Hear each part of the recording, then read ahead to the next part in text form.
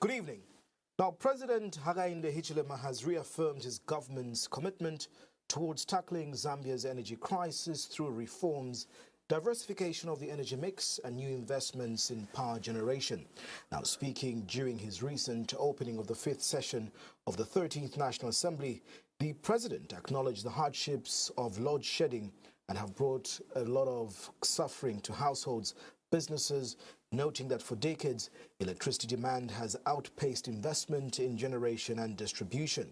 To reverse this trend, the president equally highlighted projects such as the recently commissioned 94 megawatt CEC Itimpi solar plant and the 100 megawatts Chisamba solar project, with further expansions expected under the 300 megawatts Mamba thermal upgrade, and also pointed to the Mission 300 initiative, which aims to deliver 10 gigawatts of new power by the year 2030, extending access to millions of Zambians still without electricity.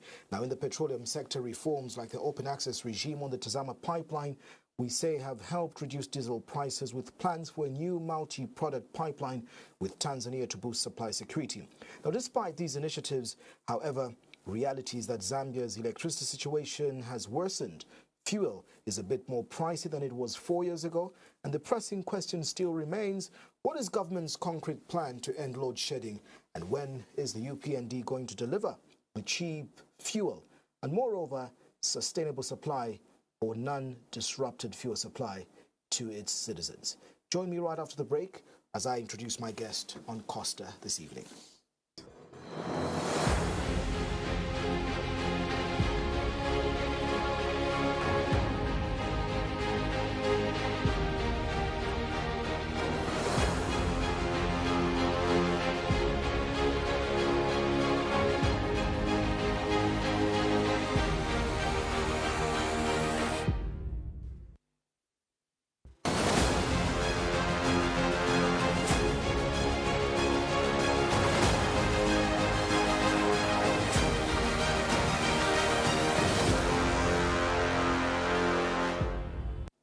Thank you so much for joining me on Costa this evening. My name is Costa Mwansa. We are live on DSTV's channel 271, GoTV's channel 20. Remember that you can catch us on our live stream on Facebook. It's Diamond TV Online, as well as Diamond Media Zambia. My guest this evening to discuss both the current power shortage and indeed looming fuel disruptions, or the experienced fuel disruptions, is none other than the Minister in charge of Energy in the Republic of Zambia, Honorable Makozo Chikote MP. Minister, it's always a pleasure to host you on Costa, and welcome. Thank you very much, and good evening, viewers. Minister, the last time you were on this program, I asked you whether you were resigning or not, and I can see that months down the line you're still holding strong in the job. But you have featured on a number of platforms, despite good rains that we experienced in the last season and many government promises. New projects are now coming on board. Zambians still continue to face now over 18 hours of load shedding, disrupted fuel supply. How have we arrived at this deteriorating situation under your watch? And again, I'll ask you, have you failed to run the energy sector? Thank you very much, Costa. First of all, I want to sympathize with our citizens, what we are going through as a country. Indeed, I'm in pain as a minister in charge, but of course, that pain drives my ability to deliver services to the people. I am committed, our government is committed, the leadership, our principal is committed to make sure that we address these challenges that we are facing. Indeed, our citizens are going through hardship period, power deficit in the country. But this has to be first understood. Costa, you and me, we understand why do we find ourselves in this situation. Precisely. First of all, we must understand that climate change is real. Zambia is not out of climate change effects. We were hit by serious drought, which affected our water levels that generate, our water reservoirs that generate power. And you and me Costa, and some of the privileged Zambians do agree with me that we have invested a lot in hydro power. Again, also, this is not something which is new. It's where we are coming from.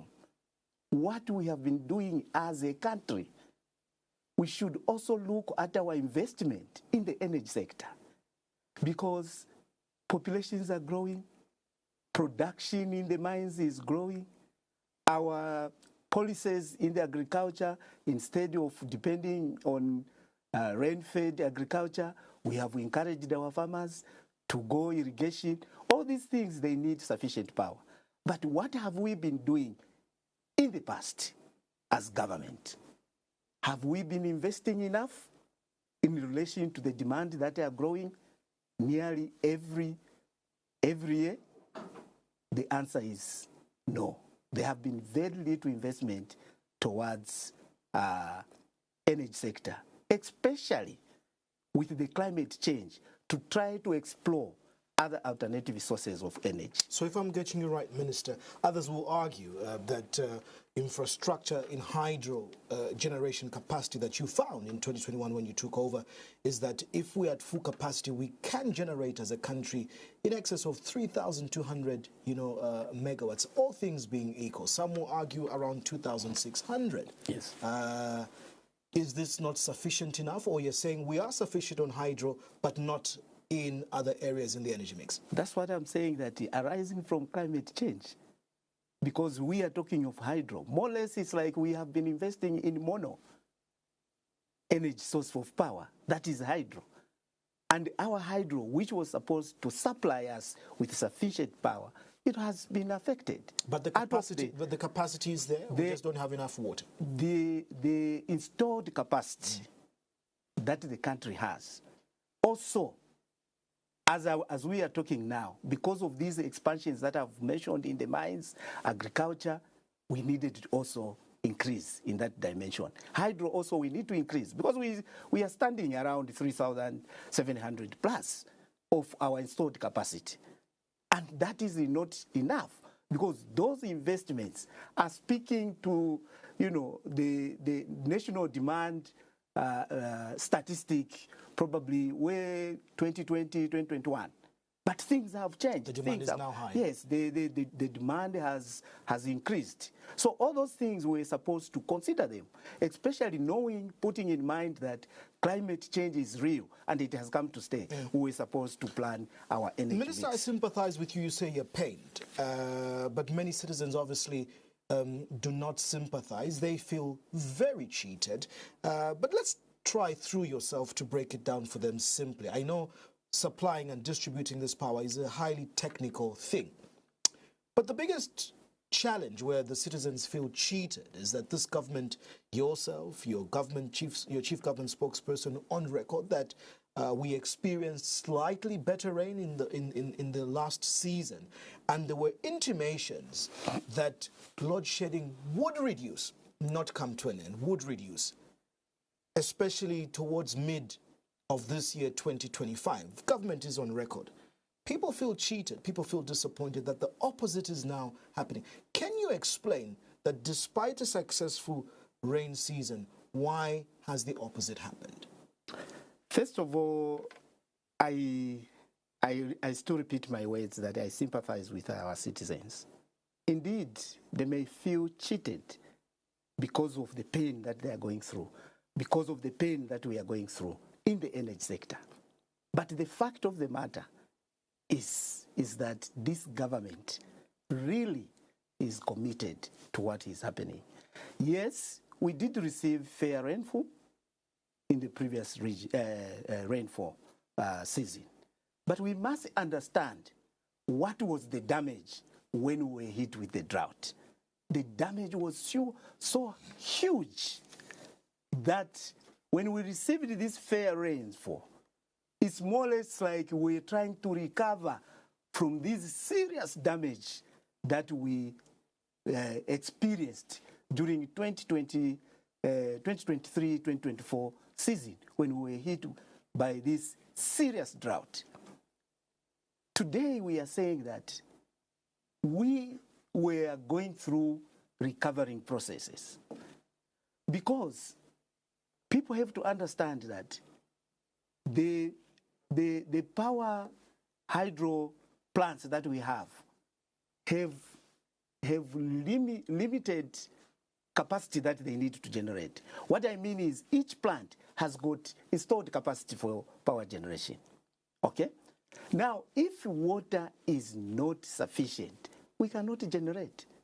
I heard from my colleague, Honorable Samba, saying that, you know, we are talking of bumper harvest because of good rains. Why are we not even producing enough power? These are two different things. So in simple layman's... just a minute, because that is very important. Yes. Because that's how we keep on misleading our citizens. Yeah. Because the rainfall for crop production is not the same rainfall we are talking of generating or driving our power plants. And that's why that's why I want you to emphasize, Minister, because people see pictures of flash floods. Certain areas were flooded. Correct. And they assume that then the hydro dams are full. So let me ask in a layman's term, when it rained last season, was Kariba full to a capacity that it could generate enough power to reduce load shedding? Thank you very much. Thank you very much for that question.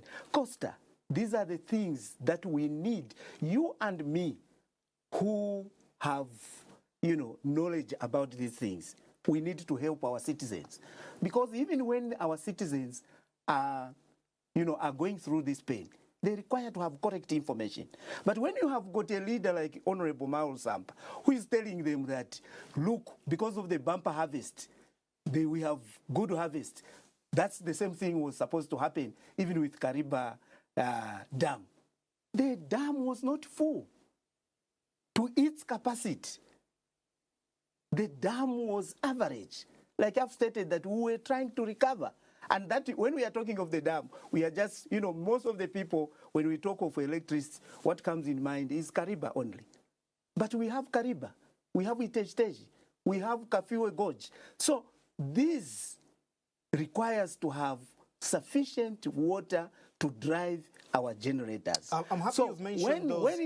When it is raining in Lusaka, when we have got floods in Kanyama, it doesn't translate that that's the same water which is in our catchment areas where we have got this hydro. I'm happy you've mentioned this because I'll be coming back to Kariba because the Zambezi River Authority sort of helps us give you know, indicative water levels and where we are going, yes, and how the waters are being shared between us as a country and neighboring Zimbabwe. But let's talk Iteji, Kafiwe Lower and Upper, and these other, you know, small hydro stations, yes, Lunsemfo and others. Yes. What's the situation there as well? Hasn't it rained enough to fill to capacity? The situation is too bad.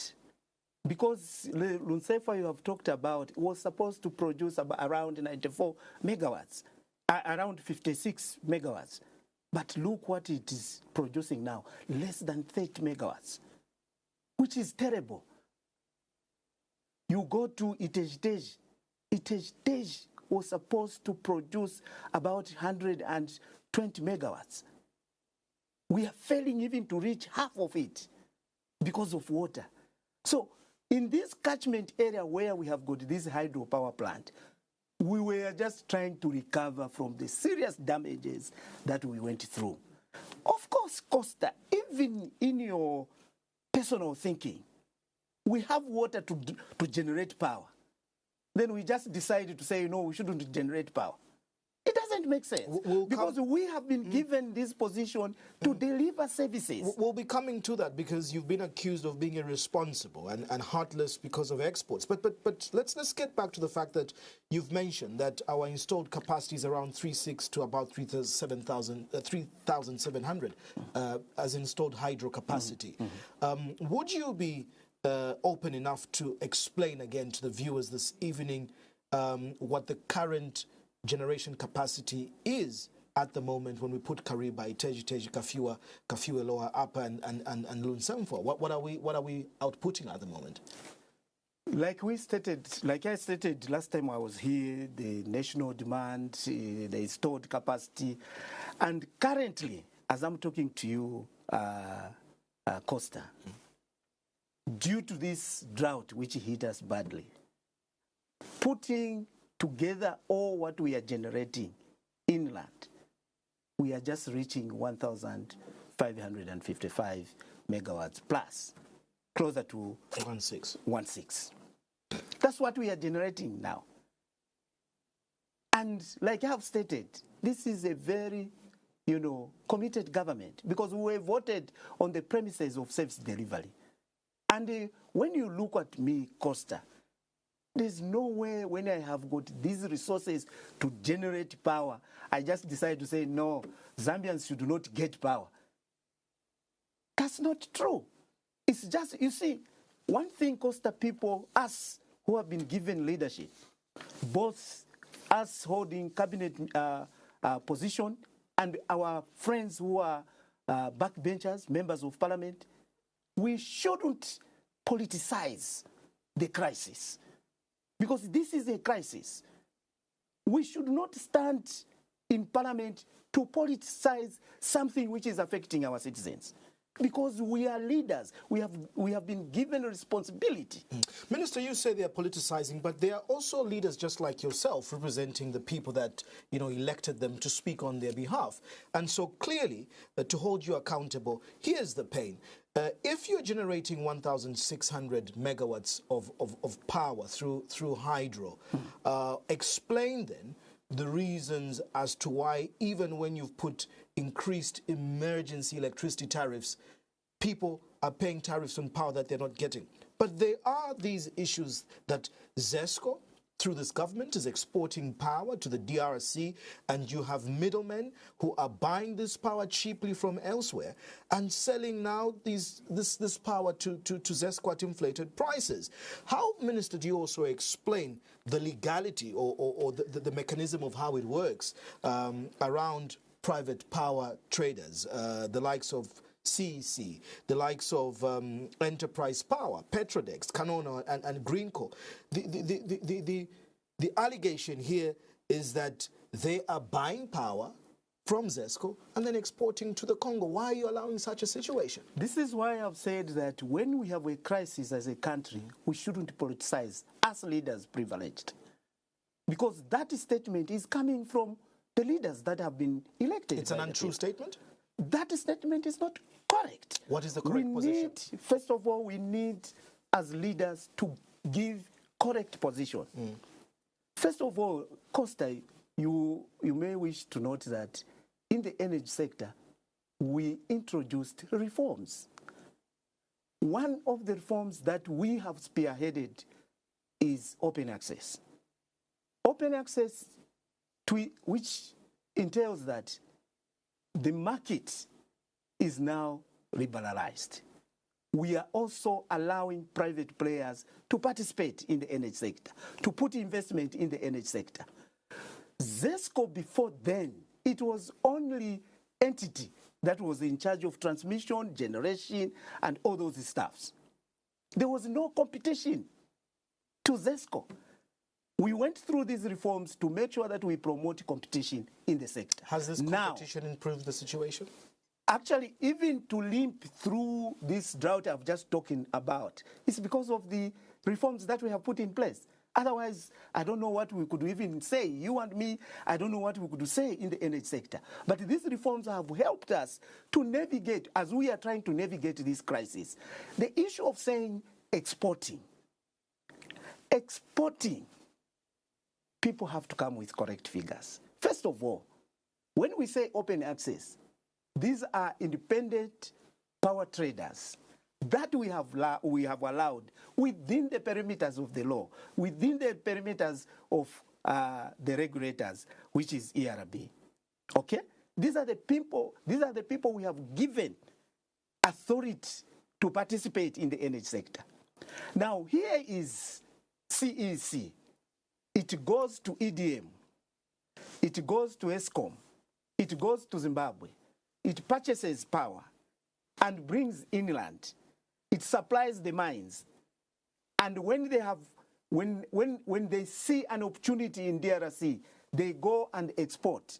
I think they are operating within legalities. There's nothing which is illegal here, because these are the reforms that we have put in place. Just not to cut you short, I want to give you enough time for the Zambians to understand. Yeah.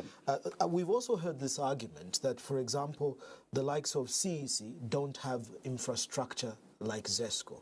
So when they import from EDM and ESCOM, for example, that power doesn't move in a vacuum. It's moving on ZESCO, lines all the way to Congo. Correct. So again, there is this notion that CEC then is riding free on ZESCO's back and exporting this power. Explain how it works. Thank you very much. You see, first of all, ZESCO was the only utility company that has the infrastructure that connects us to the other, regions. Okay? Now, ZESCO, what it does is to facilitate the independent power traders, such as the one you have just mentioned, CEC. CEC go and look for power in the market, in the regional market. And when they buy that power, it is transmitted through our transmission lines. Not only us, we start, for example, our power always passes through Zimbabwe. Our power passes through Namibia. These are the interconnectors that we have, which gets power from Southern Power Pool Bank. In other words, I would say that's the bank where those who have got surplus put power, and traders go there and buy that power. ZESCO charges willing transmitting of that power to these independent power producers. CEC does not transmit this power freely like it has been put. This is where you heard me, Costa, saying we shouldn't politicize. And again, it is very wrong to say CEC has no infrastructure. CEC have their own infrastructure in the copper belt, which they transmit to the mines, which they transmit to DRC. So the question is, does ZESCO benefit from the private power traders importing from outside and using their power? Yes, that's How why much are we benefiting from these wheeling charges? The wheeling charges, I would tell you, the international transfer of power, it is at 1.45 cents. That's what they charge ZESCO. And that's where they are, that's where they are getting even the resources to run some of the activities that they have. Who's the ZESCO? ZESCO. Yeah. So the other question then can be, why use players like CEC, Canona, Petrodex, and Greenco? Is ZESCO not in a capacity itself to import and resell to the Congo, since they are the ones who own the infrastructure?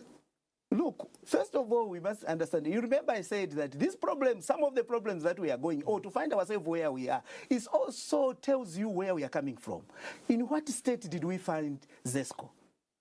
ZESCO, even up to now, Costa, we are trying to work hard to make sure that their balance sheet improves. What is ZESCO's balance sheet starting at right now? Are they I will minus? not be in the right position to give you exactly where they stand from. But what I can just tell you, generally, from the police point of view, is that their balance sheet is bad. They are owing millions of dollars? Yes, they are owing a lot of people.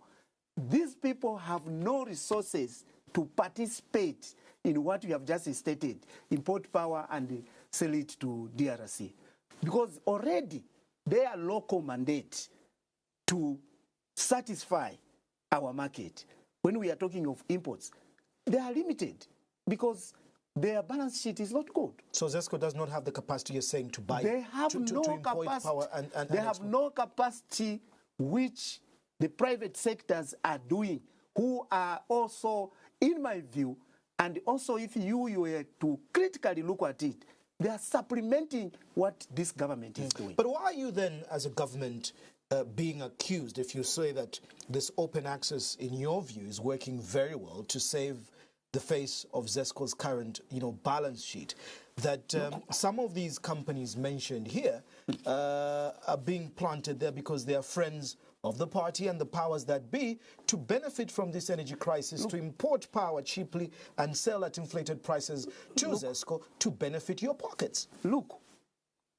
this is what I've said, that as leaders we shouldn't politicize, because such a statement, it has not come to people like you. It it has not come to people, those who are doing businesses, but it has come to us who have been elected by the people of Zambia. So instead of giving correct information, we would want to politicize. To us, we just look at it. No, it's not a crisis, but it's an opportunity to win the confidence of the people. That is very wrong. Because as leaders, whether you are in opposition, whether you are in the ruling party, when there's a crisis that is affecting the citizen, there's some people you want to represent. All of us, we have to put our heads together and solve the problems. Ideas must come. That's why when you listened very carefully when the president was giving his national address, he even made a call. He made a call that the problem that we are going, all of us we are aware. Why can't we come?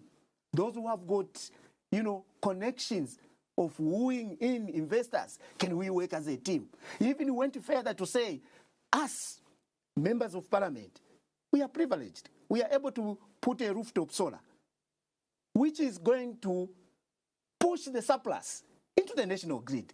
All those are things that we can participate.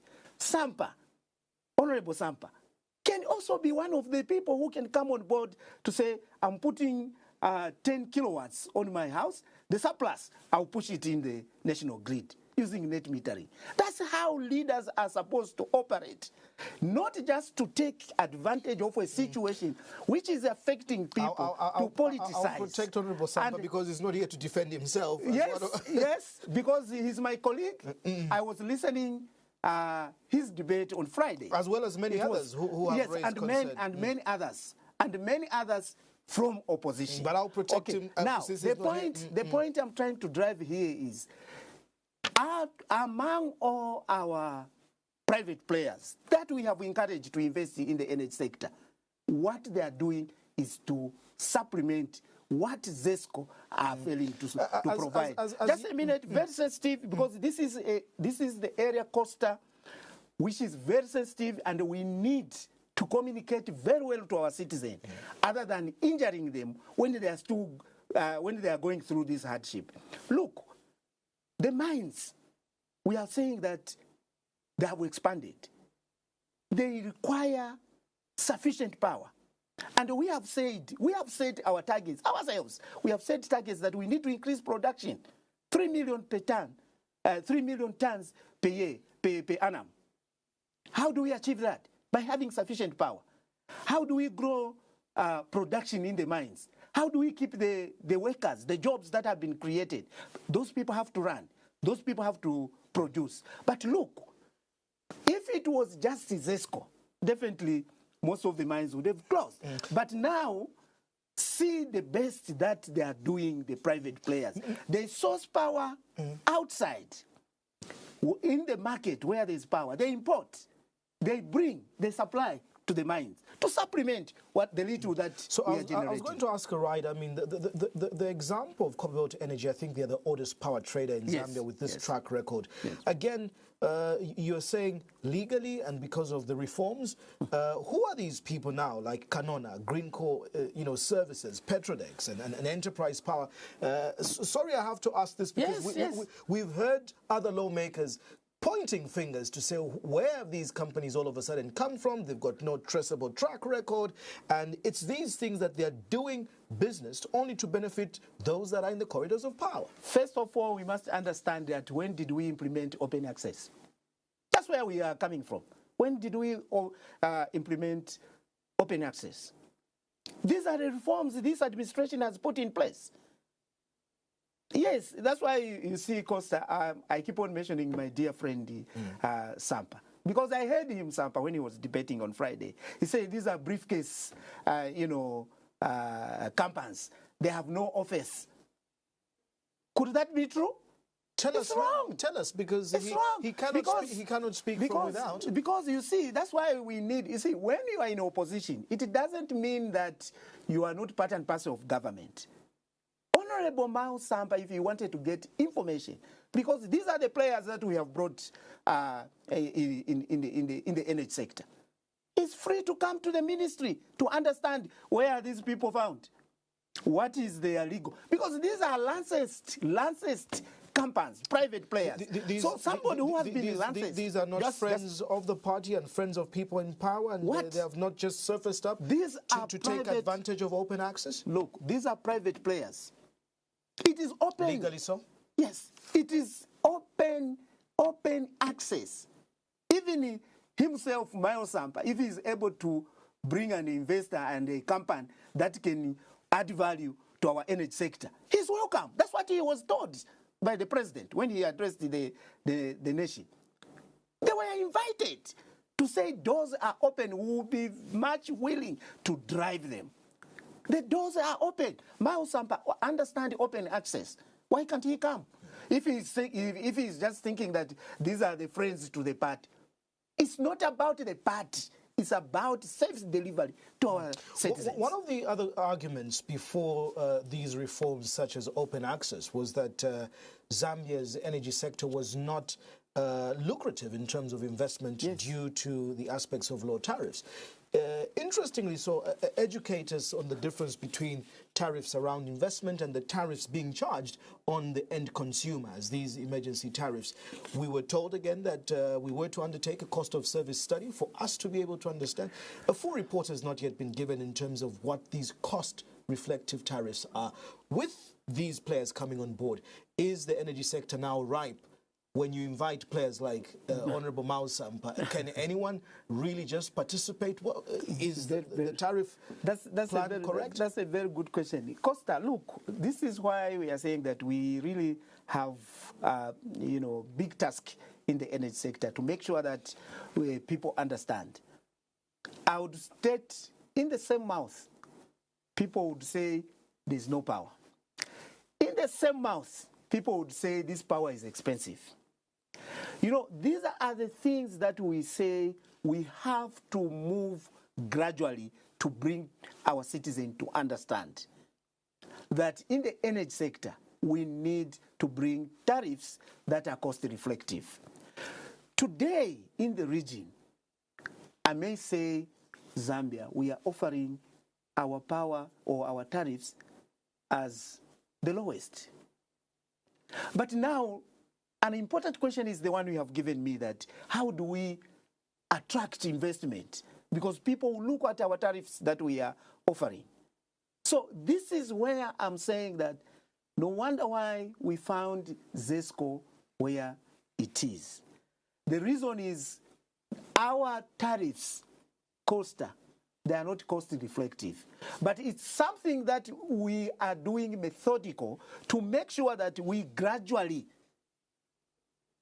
graduate to cost reflective costs, because we have put it in a 5-year multi-tariff plan to make sure that as we continue, first of all, as we try to generate, we also try to see how do we make this tariff to be cost reflective. So you're still looking into it? It is in the process. What is that? That's why have we concluded the cost of service study by the UK, company that was, hired to do the study? It is not concluded. That's why you see, I don't want to give piecemeal information. But what I'm saying that an idea or a problem has already identified, like any other person. But it's the question of how are we going to implement it. Hence, I've told you the cost tariff reflective plan has been put in place. So we are trying to drive to that so that ZESCO and even the private players, even the investors that we are trying to attract, will be able to enjoy the environment for investment. Thank you for that clarification. So, Minister, I just want to get back and forward to one issue on importation and exportation. When we spoke about ZESCO exporting power to DRC, you've explained that this is private players, the likes of CEC. So if I'm getting you correct, they are buying or importing, paying wheeling charges to ZESCO and then exporting. So would it be correct to say ZESCO is not exporting any power to DRC? ZESCO is not exporting power to DRC as per se. The facilitation, that's the one which is being misinterpreted. the use of our infrastructure. That's where people feels just a minute, feels that we are exporting power to DRC. But I want also to expand, because it's not just DRC people have spoken. Yes, we have got these contractual obligations. That was my question. That's you've just jumped it. I was going to ask now, Minister, is ZESCO exporting power to Namibia and Botswana? Yes, there are these contractual obligations that we had with Namibia, Botswana. Yes. So let me ask the question. So now I want just to give you correct figures. The contractual obligation with Namibia was at 180 megawatts. Okay, these are bilateral agreements. Costa, we are not an island. We depend in the integrated regional system. This is why we have got Southern Power Pool. This is why we have got these interconnectors to support each other. We need each other to keep on growing in terms of economy. Minister, if you may just allow me, 180 megawatts. I'm coming. If you may just allow me, for the people to understand, why is it so difficult, or how complicated are these contracts that you're talking about, for the layman to understand that when I don't have in my home, why should I give to my neighbor? I think this again is what other lawmakers are asking and accusing you of being irresponsible, as being heartless, as to you. In fact, I quote that Namibia and Botswana were praising Zambia to say thank you so much for taking good care of us and exporting power when your own people are suffering. I think that was a question or an observation in Parliament. So in simplistic term, Minister, why are we exporting when we have a deficit? This is what I said, first of all, that these are obligation contracts. We can't walk away from them? I'm coming to explain. You know, these are, contracts that are regulated with rules. And these are the contracts, actually, which has made, even today, to call that there is ZESCO.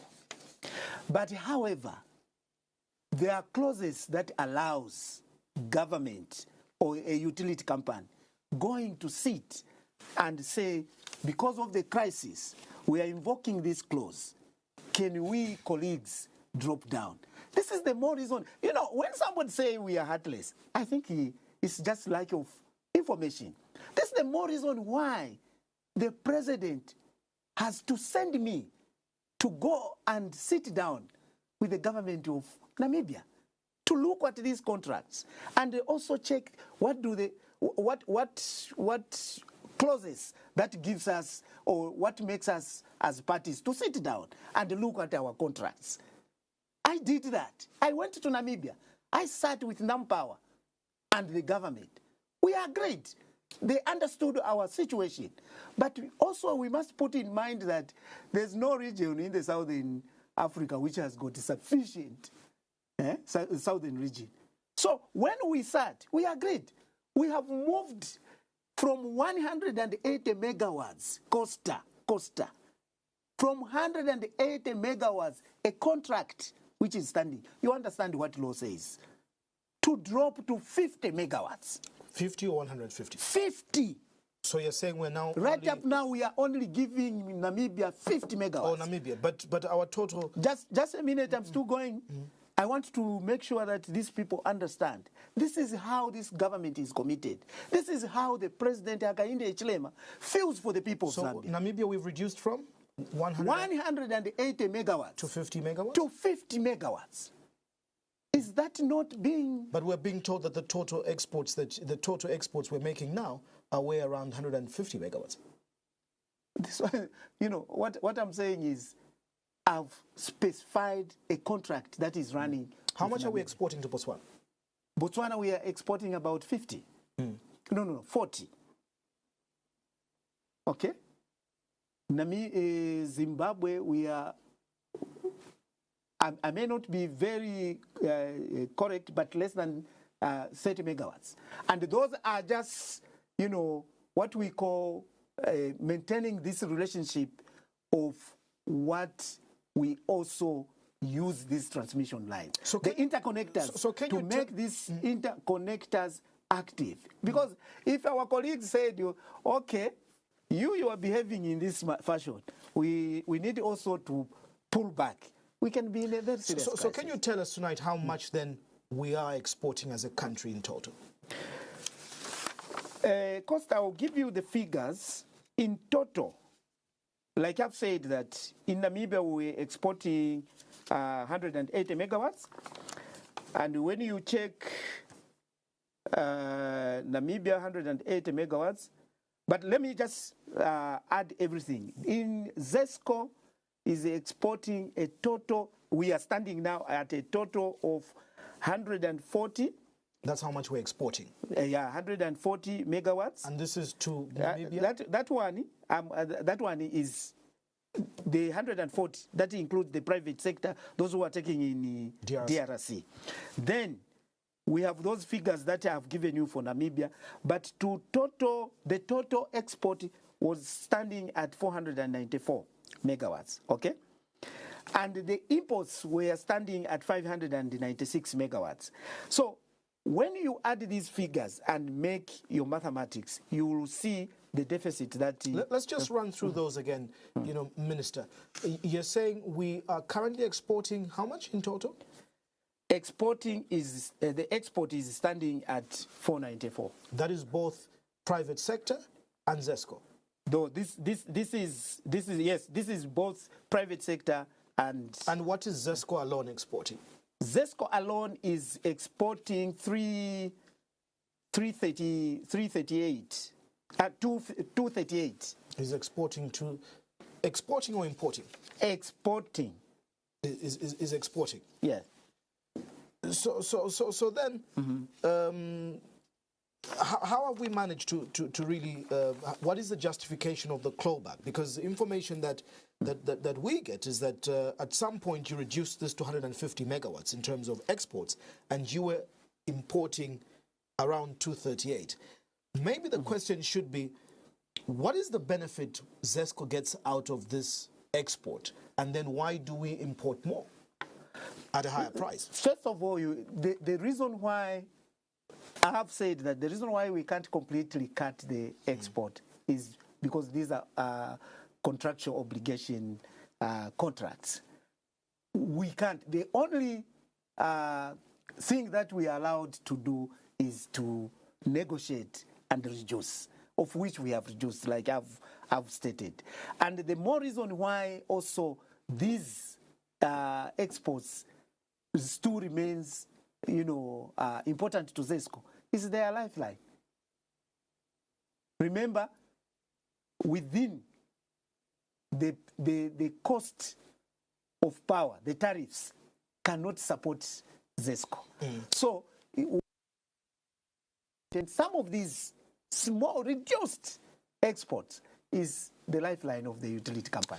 Very quickly, for the sake of time, also answer this for us. Kariba Dam is a shared asset between Zambia and Zimbabwe. The Zambezi River Authority helps us manage that. There's also been this notion that, after the water usage allocation is done by the ZRA, why does our neighbor Zimbabwe seem to be doing a bit more fine in terms of the hours of load shedding than we are doing, when probably we even get more water allocation than they do? And like you've mentioned here, there's even about 40 or so, or 30 megawatts that we're exporting to them. Shared Kariba, same water. Why does Zimbabwe seem to be doing better? Thank you very much, Costa. Costa, these are some of the things. Probably, maybe, I would say, maybe we have not communicated enough. This shared resource, when we are allocated water, we are allocated equally. There's nothing like maybe Zambia gets more than Zimbabwe. No. Or Zimbabwe gets more than Zambia. No. We allocated 13.2 billion cubic meters of water. That's what we were allocated. And the reason why our colleagues are doing very fine is because of the coal-fire plants that they have. It is supplementing to what we have shared. That's the only simple reason. In Mwansa there, that's where they are getting their power from coal. like we have Mamba, if also we had probably 4 or 5 of them, would supplement to whatever we are producing at Kariba Dam. So those notions which are going around telling people, no, Zimbabwe is doing better, Zambia, those are just allegations, information which is not correct. If they're doing better on the coal-fired plants, we have been party to treaties such as the Kyoto Protocol, and we've been told that there's a project through ZCCMIH and others to invest in an extra 300 megawatts of power at Mamba. Are we finally going this route to invest in dirty energy, like they call it in coal, against these treaties that we've signed? Because first of all, Costa, you and me, we must understand what is available for us. We cannot subject our people to problems. We cannot make our economy static when we have got resources that can give us power. So we are going to have coal-fire plants in Mamba, phase 2, which is 300. We are going to have now 600 megawatts from coal-fire plant. Also, we have got one which is running in Livingstone, which will give us about 135. So there's another one that is coming also in Sinazeze. It will give us about 400 megawatts. That is base load power. What are the timelines for these projects? Because they may seem like they're just songs and more They are promises. not songs. This administration, Costa, even you understand deep down in your heart this. You understand that, Costa. Deep down in your heart that this administration is not a cosmetic. I understand. I understand. We don't make Minister, cosmetic statements. I understand, Costa, Minister, that is a fact. that you promised the load shedding to timeline, reduce, which it hasn't. Look, from before I come to that, what you should know that what I've told you, it is coming on board. When? This is a project which is likely to take 2 years. Okay. But Mamba phase 2 is coming on board next year. Mamba will come on board next year. Sinazeze and Livingstone one. Hopefully by 2027 we'll have this. Minister, one of the things that this government has then the issue of which you have said that we are still load shedding. We must understand, Costa. At least this minister and the administration, the New Dawn administration, have not slept. I'm having sleepless nights. But the president is having sleepless nights. Today, as we are talking, Costa, we are able to provide our compounds with the 15 hours of power. Which is not true, because even the current load shedding schedules that have been released show that the average power being received in many communities is between minimum 3 hours to maximum 5 hours. No, that's not correct. It's correct, Minister. It's not correct. It's correct. Costa, it's me telling you, I'm the minister in charge. You people like... Minister, I'm a journalist in the community. Yes. And the load shedding schedules are there. Are you refusing tonight that people are being load shedded to the excess of 18 hours in a day and are only receiving power for 5 hours? That's what I'm saying. You refuse that? That's what I'm saying, that the people... Because what we have done is we have structured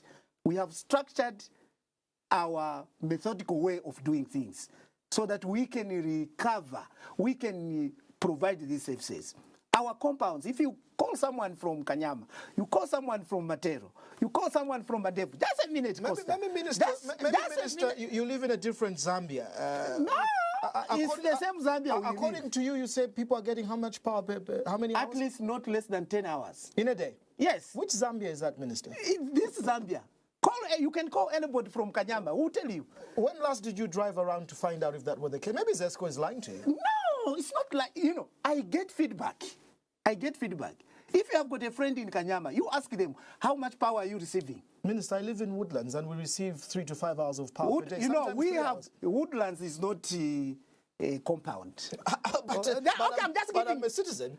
You are a citizen. I'm here in Rhodes Park and we're running a business. We don't receive more than 5 hours of power in a day, Minister. Let me tell you, Costa,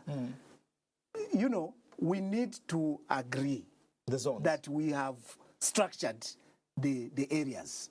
The compound, the less privileged, where we are finding our people in Soweto, there and so forth, we are providing not less than 10 hours.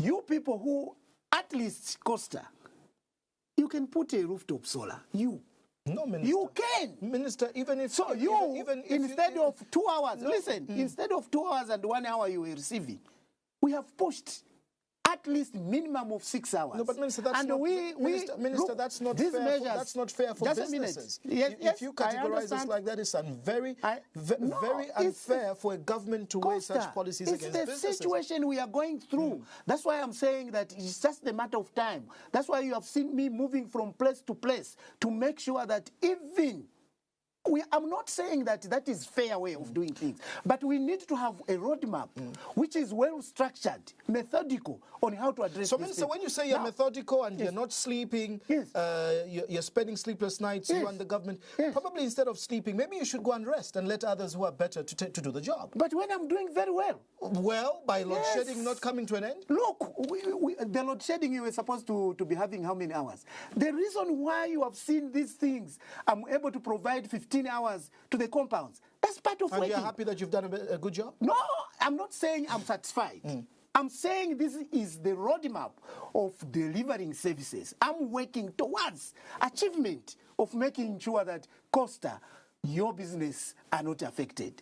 You were receiving 1 hour. But we have made sure with these immediate measures we have put in place, at least minimum of 6 hours. And I can assure you that we'll move. By October, we must be increasing these hours. Minister, I want to move to the aspects of petroleum issues in the energy sector. My question around power, and we can go all day because it's a very critical issue. Because I've really, what I've done, Costa, is I've not been appearing. If you find out, I've not been appearing. I decided first to work and let people see actions. Hence, we never even officially announced. That's why people, other people were calling me from Kanyama, from Matero. Is there anything wrong with ZESCO? Because we can't believe it, the power that we are receiving. But that does not mean that we are satisfied. I'm just explaining that these are the measures, commitment, not to what we are being called that we are heartless. Minister, if you say a methodical government, I believe that now we're entering in the next few months into another season 4 rain. Yes. Experts in the weather department and in the planning department should be informing you accurately. You are applying your energy mix into solar. You're talking of wind and other things. What then can you promise the Zambian people? And I can assure you I'll hold you accountable. Yes. Come 2026. I'm their servant. They can hold me accountable. What then, so that we hold you on record, are you telling the Zambian people? When do we expect to see the situation improve and to what extent? And give us a timeline. With what I've just explained and with what we have been told when it comes to hydropower, the projections that we have been given that we are likely to receive normal to above normal rainfall, that will be a plus to what we have put in place, our energy mix. And I can assure you that as soon as we complete these projects, the situation will stabilize. People will not, talk the way they are talking today. And the assurance is that this government is committed. That's why you see a line of these projects are underway. A number of them, both from base load and also solar. So these together, as we implement them, the situation will not be the same. The situation will stabilize. In what period? These projects have got different timelines. Okay, these projects have got timelines, different timelines. As they complete, they push into the national grid. As we go in gradually, we are going to achieve what we are fighting today. Do we hope to see miraculous power generating itself come, May of 2026, en route to August? We've seen politicians and governments do things that are uneconomical just to win a vote. We've seen that. Costa. Not this government. This administration, the New Dawn administration, is committed to do right thing, not to cosmate because we have seen it's an election. Just like you managed to do it on Christmas and New Year. No. You managed not to shed. No, look, Costa, if you check the number of projects... It's this same government that manages to give power full day on Christmas. Costa, if you check the number of projects that we have that are underway, speaks volume. Yeah. When these projects are implemented, there's nothing like that, no, because we have seen an election. That is our plan as an administration. So people will continue to suffer. There will be no vote buying through power. They will not suffer. They will have power. Let me quickly go to the fuel issue, Minister. You'll agree with me that the last 2 months have been quite, hectic in terms of sustainable fuel, supply, both for diesel and petrol. Some, filling stations have not had, the liquid dropping. Why are we in this mess again in the petroleum sector? Well, that is a situation that I understand very well. It happened, and these are logistical challenges. Costa, you may understand that we are land-linked. Our products comes through Beira. Our products, those which comes by road, through Beira. Our product comes from via Dar es Salaam port. Now, those that we bring, diesel that we bring by the pipeline, we have what we call berthing priorities in that country. So, our colleagues there, they are going through an election. So the berthing priority were first given for their country. So there were a delayment in terms of our vessels to offload so that we have this product in the country. That delayment costed us a lot. By the time we were offloading, the market were already suffering. So that's why we went through what we went through. So those were just logistical. Has this problem been resolved? Yes, we are engaging with our colleagues. Definitely, we have to engage. We have engaged with our colleagues to understand us, to make sure that this country is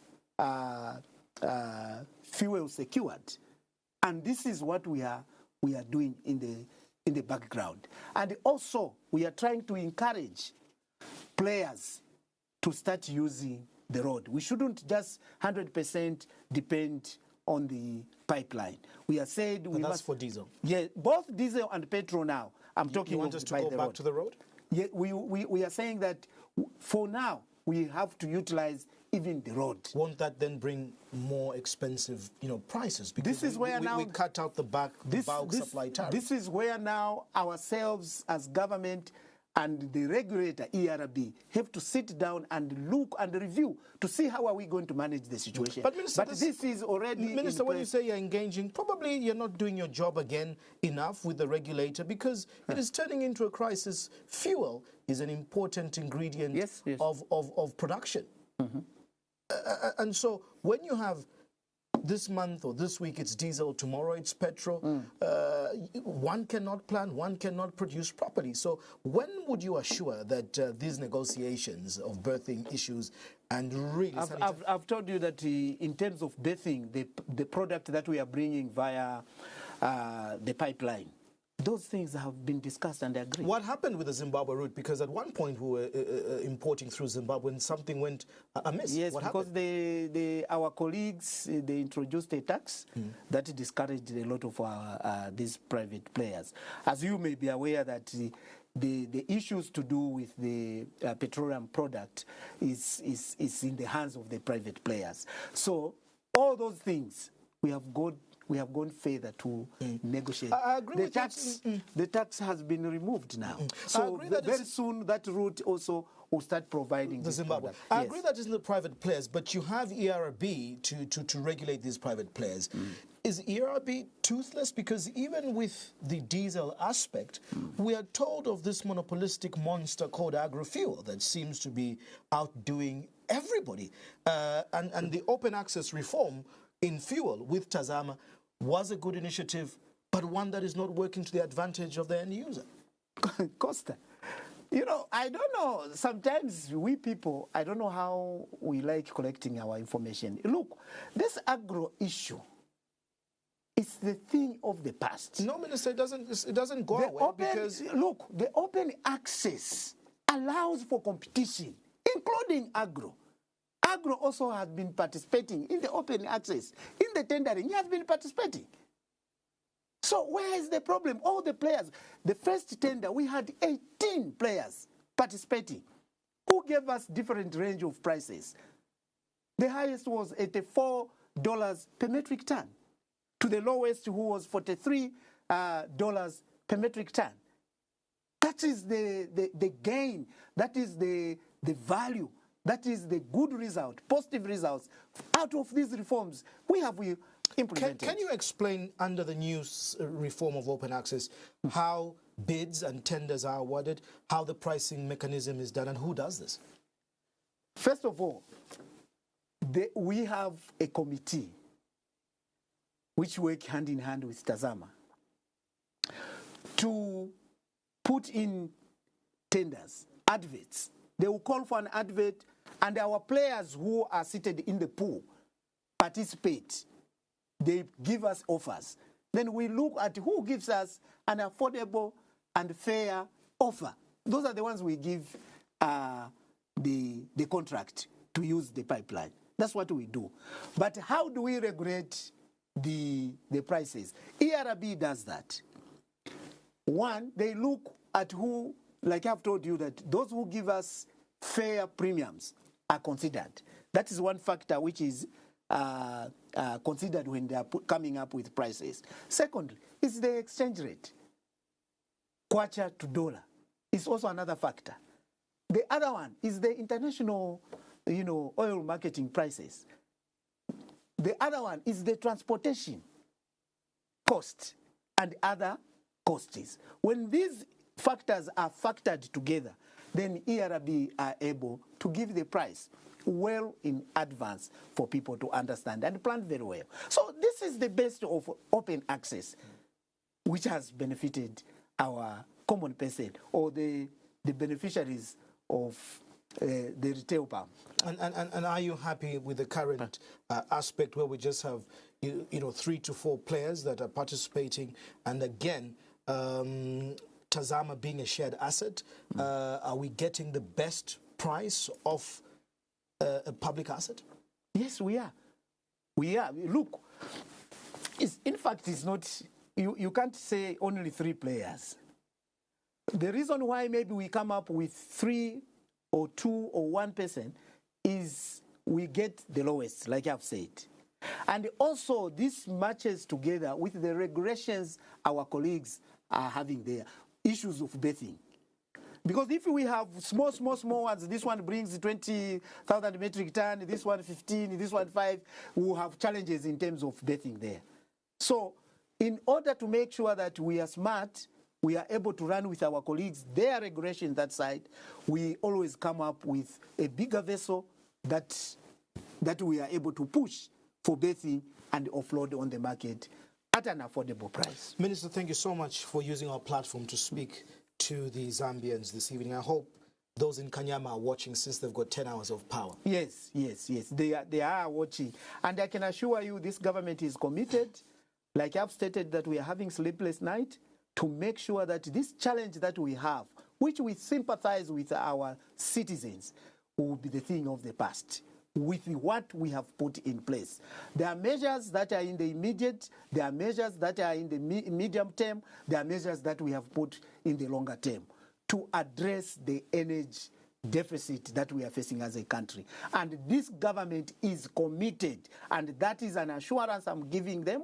And I can tell you that as time is going, as we are closing this year, things will not be the same. People will see the difference. We'll continue working hard to make sure that the people of this country enjoys. Not only that, it's not only people, so that we are able to drive our economy. We'll hold you accountable to that, Minister. Our mines, thank you so much which for is coming. Creating jobs. Thank you so we much are able for to do that. That wraps up Costa for this evening. My guest has been the Minister of Energy, Honourable Makozo Chikote, MP. We've been discussing, obviously, the critical aspect or important thorny issue of power, and obviously the disruptions in petroleum and fuel supplies. You can catch us for a repeat episode tomorrow morning at 9 o'clock, as well as on Mwansa TV, Topstar Channel 93, and of course on our live stream on our Facebook page, Diamond TV Online. Thank you so much. Good night. God bless.